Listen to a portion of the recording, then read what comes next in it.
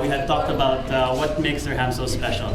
And all these things that I'm about to show you is actually the reason why I'm endorsing CDO. Because in my mind, after listening to them and comparing also, for me, it's really the best ham for Christmas. All right, so great.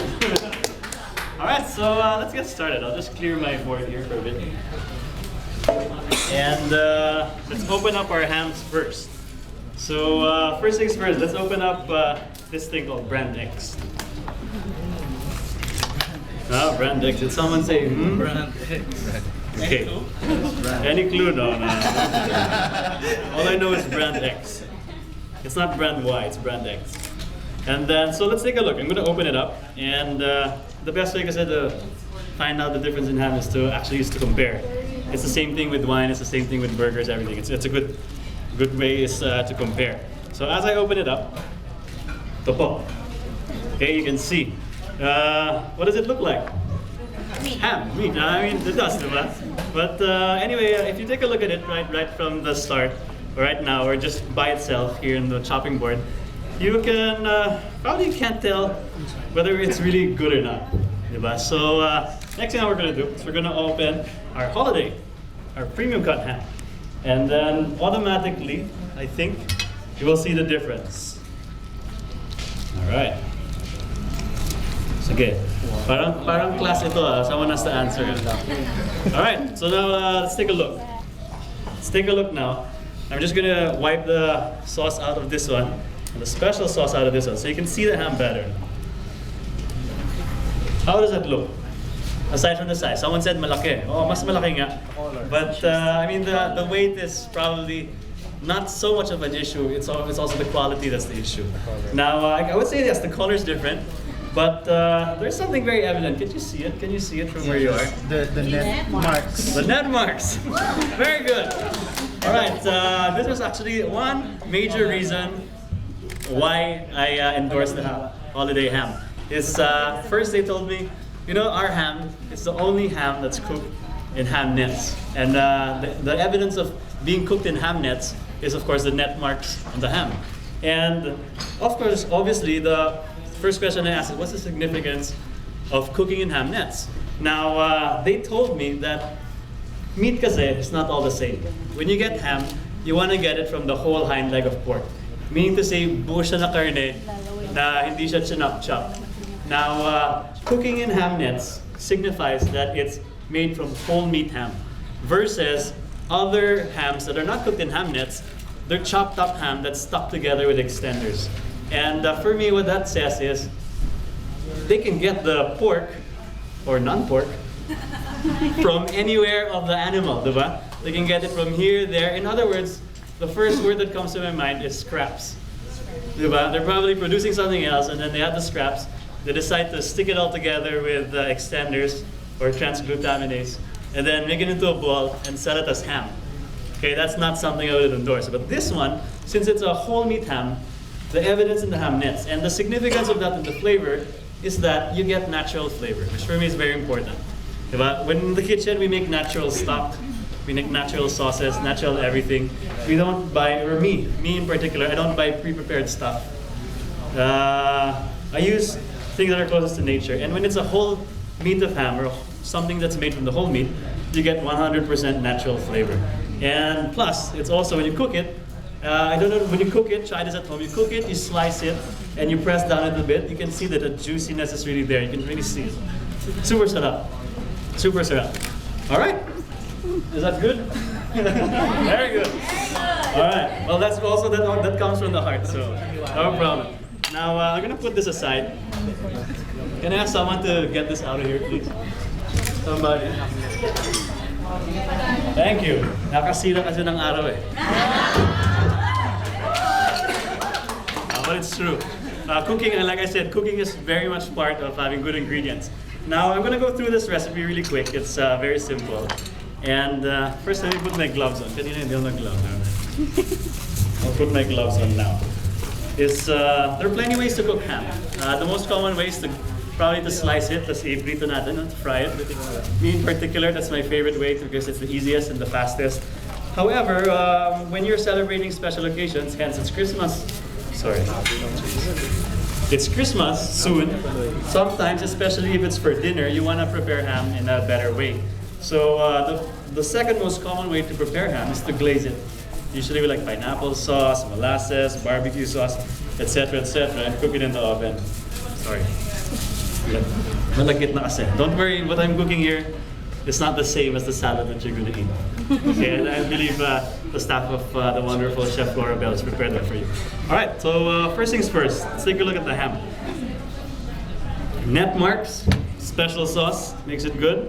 It's a combination of savory and sweet.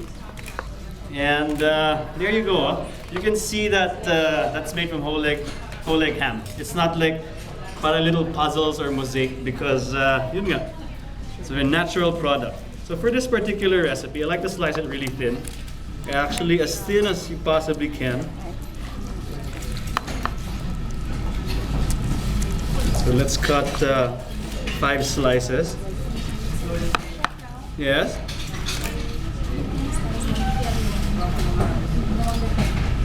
Okay. Sorry. I have to slice the other one that was big. But anyway, at least you can see this.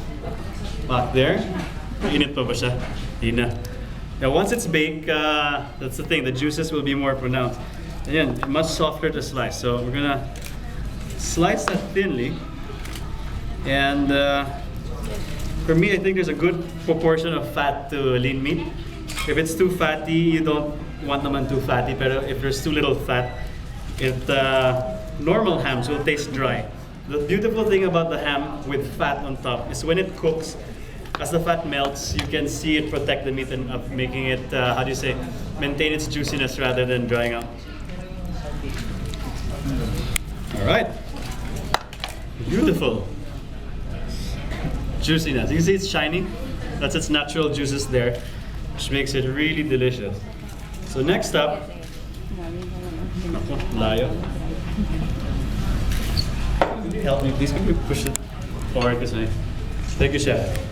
My hands are dirty. Or should I say full of special sauce. It's good. All right, so here we're gonna layer it out on the platter. 1, 2, and 3. And then another tip is when you lay out your ham, you wanna lay it out in the same way that you cut it. Meaning to say, all the fat is still on one side. You don't want yung taba dyan, yung gumigilid. It looks still like it came from the hole. So that's a very good presentation tip. Now I'm just gonna ask, guys, I'm gonna change my chopping board.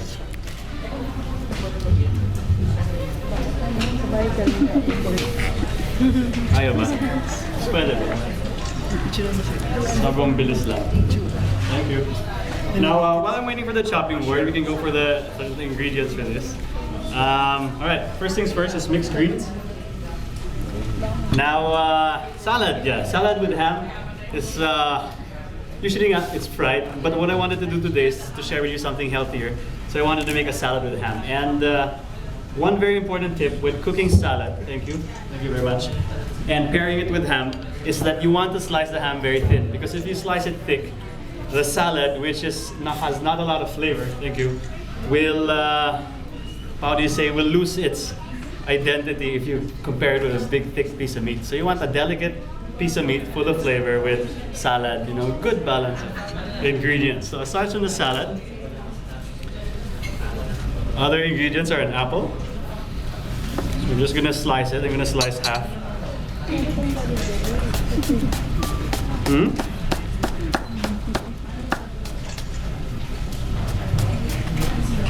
All right, see that there. And then the next is we're gonna get some red cabbage, just to mix for the salad greens, because if the salad greens are soft leaves, red cabbage when it's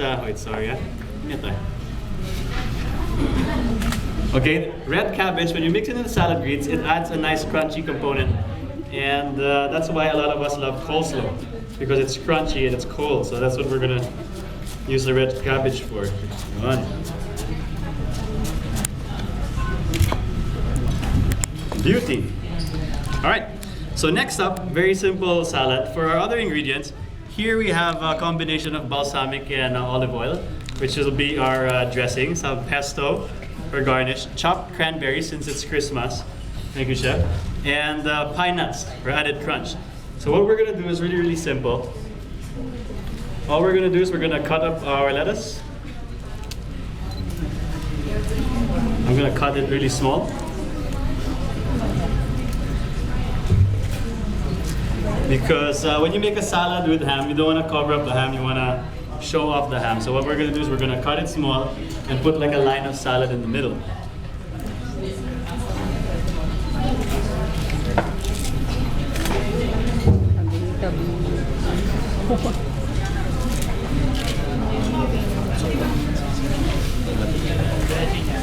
All right. Beautiful. Now next up, we're gonna get our vinaigrette. Just drizzle a little bit on top, not so much. Usually a tip for making vinaigrette, you have 3 parts oil to 1 part vinegar. Me, I like 5 parts oil to 1 part vinegar because I like the salad taste to come out. Now we're gonna garnish with our dried cranberries, pine nuts,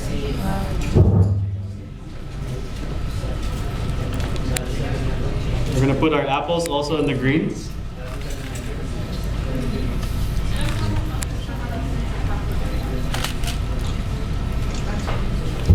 Ayan na. So simple. And then we're gonna finish with a little bit more dressing on the plate. And then last but not the least, blue cheese. I'll just serve it on the side for people who want to enjoy it. So guys, thank you very much. That's your ham salad with a cranberry and pine nut pesto. Thank you very much. And enjoy your CDO ham. Thank you.